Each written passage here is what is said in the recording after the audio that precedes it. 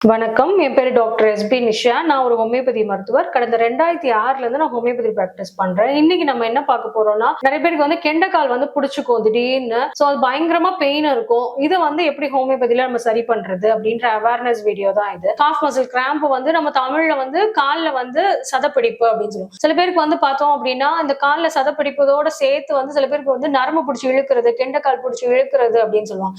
அது வந்து இதோட சேர்ந்து வந்து சில பேருக்கு என்ன ஆகும்னா அந்த கால் பாதத்துல போற அந்த சயாட்டிக்கான்ற நர்வ் வந்து சேர்ந்து வந்து பிடிச்சி இழுக்கிற மாதிரி ஒரு வீக்னஸ் இருக்கும். ஸோ அந்த வீக்னஸ் வந்து மசில்லையும் இருக்கும், நர்வ்ஸ்லயும் இருக்கும் அவங்களுக்கு.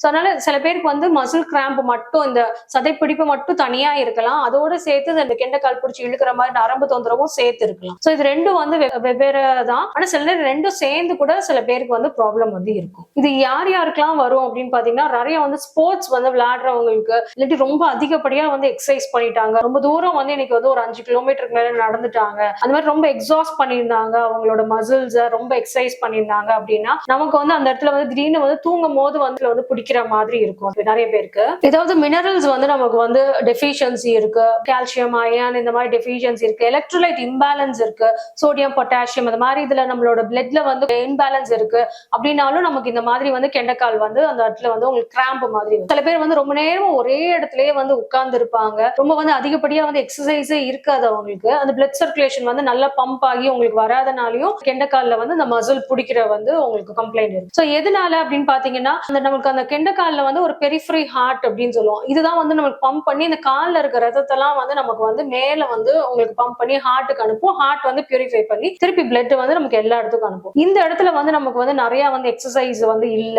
இல்லாட்டி ரொம்ப எக்ஸசைஸ் ஆயிடுச்சு, அதனால வந்து அந்த மசில் வந்து டைட்டன் ஆயிடுச்சு அப்படின்னா, திடீர்னு தூங்கும் போதோ இல்லாட்டி சும்மா இருக்கும் போதோ பார்த்தோம் அப்படின்னா திடீர்னு அந்த இடத்துல வந்து இன்வாலன்ட்ரி, அதாவது நம்மளே அறியாம அந்த இடத்துல வந்து பிடிச்சிக்கும். நமக்கு அந்த டைம்ல வந்து எந்திரிச்சு நிக்கவோ இல்லாட்டி நடக்கவோ ரொம்ப சிரமப்படுவாங்க. அப்புறம் வந்து அந்த கிராம்ப் வந்து ஒரு 5 செகண்ட்லயோ 10 செகண்ட்லயோ இல்லாட்டி 1 மினிட்லயோ சரியாயிடுச்சு அப்படின்னாலும் அதுக்கப்புறம் கூட நம்ம அந்த இடத்துல வந்து தொட்டாலோ இல்லாட்டி அமுக்குனாலோ அந்த இடத்துல நமக்கு வந்து வலி வந்து இருக்கும். சோ இதுதான் வந்து இந்த காஃப் மசில் கிராம்ப் அப்படின்னு நம்ம சொல்றது. ரொம்ப வந்து தைராய்டு வந்து கம்மியா சுரந்துச்சு அப்படின்றவங்களுக்கும் இந்த மசில் வீக்னஸ் இருக்கனால இருக்கும். Muscular dystrophy, multiple sclerosis, Venus insufficiency, அதாவது வெயின்ஸ் வந்து ரொம்ப வந்து நமக்கு வந்து வீக்கா இருக்கு, அந்த வேரிகோஸ் வெயின் வர்றதுக்கு முன்னாடி வீனஸ் ஸ்டேசஸ் ஆகும், கால்ல வந்து ரத்தம் வந்து அப்படியே தேங்கி இருக்கும், அவ்வளவு சீக்கிரம் வந்து நல்லா சர்க்குலேட் ஆகாது. இந்த மாதிரி இருக்கும் போது பயங்கரமா நமக்கு வந்து அந்த இடத்துல வந்து கிராம்ப் வர்றதுக்கு நிறைய ரீசன்ஸ் வந்து இதனாலயும் இருக்கு. எதனால உங்களுக்கு வருது அப்படின்ற ரீசனை வந்து நம்ம வந்து பார்க்கணும். வந்து எலக்ட்ரோலைட் இம்பேலன்ஸ் எதுவும் இருக்கு, அதாவது சோடியம் பொட்டாசியம் லெவல்ல அவங்களுக்கு வந்து எதுவும் ப்ராப்ளம் இருக்கா, தைராய்டு ப்ராப்ளம் இருக்கா அவங்களுக்கு. சோ அந்த மாதிரி ஒவ்வொரு ரீசன்ஸா வந்து நம்ம வந்து அவங்களுக்கு வந்து பார்த்துட்டு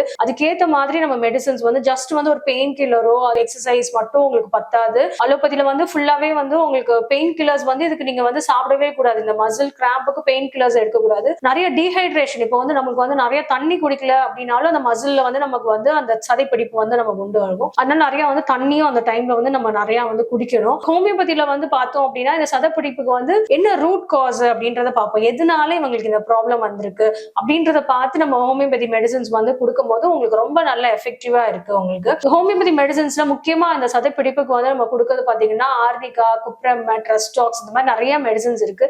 எதனால இந்த ப்ராப்ளம் இருக்கு அவங்களுக்கு அப்படின்ற காரணத்தை வந்து நம்ம வந்து பார்த்துட்டு அதுக்கேற்ற மாதிரி மெடிசன்ஸ் கொடுக்கும்போது ரொம்ப நல்ல ரிலீஃப் இருக்கு. ஸோ இது ரிலேட்டடா உங்களுக்கு எதுவும் டவுட்ஸ் இருந்ததுன்னா நீங்க கமெண்ட் செக்ஷன்ல கொடுங்க, நான் ரிப்ளை பண்றேன்.